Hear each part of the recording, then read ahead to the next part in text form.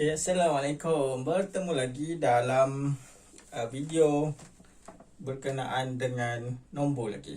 Okay, hari ini kita akan belajar operasi penambahan dan penolakan bagi nombor positif dan negatif. Ini adalah asas yang paling penting. Sebab nombor positif dan negatif ni anda akan belajar. Adik-adik akan belajar daripada Form 1 sampailah Form 5 ke, sampai masuk universiti pun kena grab betul-betul konsep ni. Kalau konsep kat sini kalau salah, memang kita akan jadi huru-hara lah. Okay, untuk mengelakkan huru-hara, so kita kena fokus kat sini. Okay, hari ni video panjang sikit lah. Biasa saya letak 2 minit. Yang ni kita akan panjangkan sikit nak bagi pemahaman yang lebih. Okay, so penambahan dan penolakan. Penambahan dan penolakan bagi nombor positif, integer, nombor integer positif dan negatif. Okay.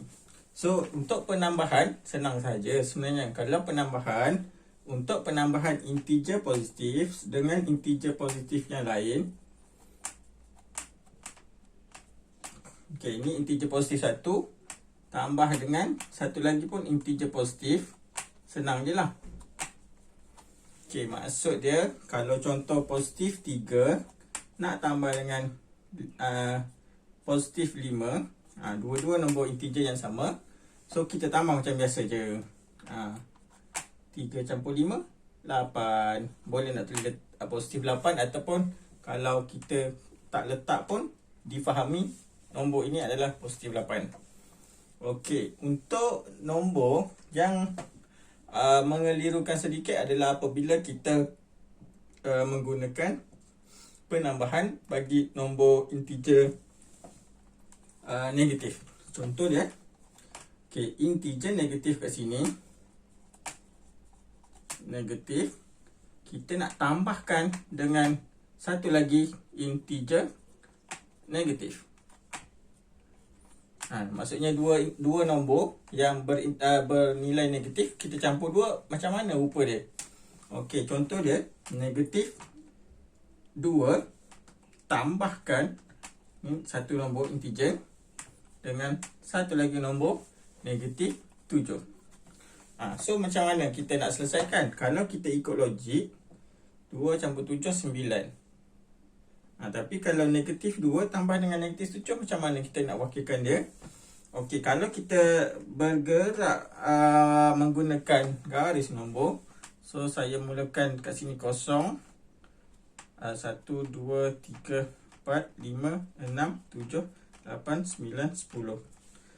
Okey, so negatif 2 dekat sini. So negatif 2, proses penambahan terhadap nombor negatif adalah melibatkan pergerakan menurun ke belakang. Walaupun penambahan, kalau integer positif dengan integer positif, penambahan nombor negatif positif dia akan bergerak ke depan. Tapi kalau penambahan nombor negatif, dia akan bergerak ke belakang lagi. So walaupun dia tambah, tapi maksudnya kita tambah hutang. Kita tambah pengurangan. So daripada negatif 2 tolak sampai 1, 2, 3, 4, 5, 6, 7. Okey, kat sini dia akan tolak, dia akan negatifkan lagi. Maksudnya penambahan dia ke arah ke belakang. So jawapan dia akan jadi negatif 9. Negatif 2 tolak 1, tolak 2, tolak 3, tolak 4, tolak 5, tolak 6, tolak 7. So dapat negatif 9. So jawapan bagi negatif 2 tambah dengan negatif 7 adalah negatif 9. Okey, ini proses penambahan. Proses penambahan yang kita buat. Okey, seterusnya kita nak pergi kepada proses penolakan.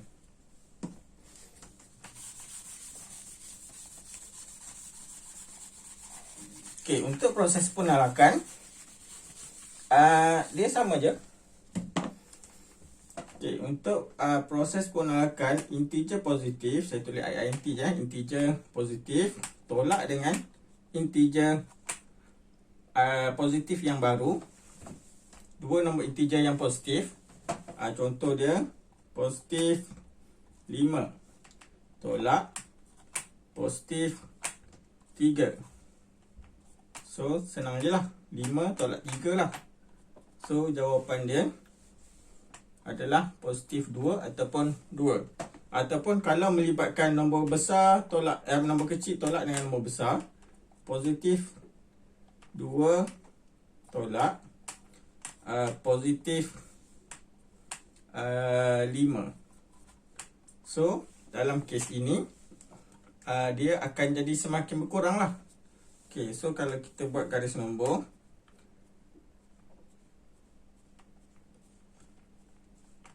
okay, so daripada positif 2 kat sini, kalau tolak dengan positif 5, maksudnya kita kurangkan lagi 5 ke belakang. So 1, 2, 3, 4, 5. So berapa nombor kat sini So kita letak dulu arrow.